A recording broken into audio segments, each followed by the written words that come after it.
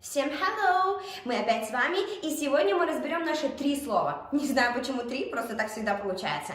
Наша тема будет сегодня именно health, что переводится «здоровье». Разберем тогда слово номер 1.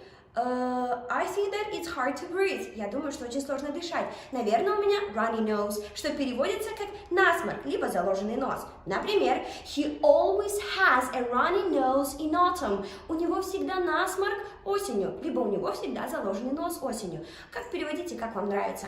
И второе слово это будет I think that I have a cough. Я думаю, что у меня кашель.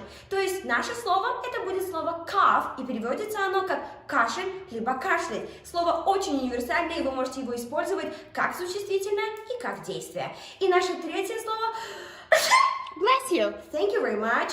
И я думаю, вы догадались, что наше третье слово это именно слово чихать. На английском это будет sneeze. Например, she sneezes in spring. И перейдется как она чихает весной. Может, у нее аллергия, кто знает.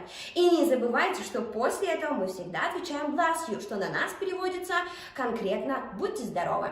Но, ребят, мы будем с вами заканчивать. Но don't forget to wear your mask. Не забывайте носить вашу маску. Don't forget to wash your hands. Не забывайте мыть ваши ручки.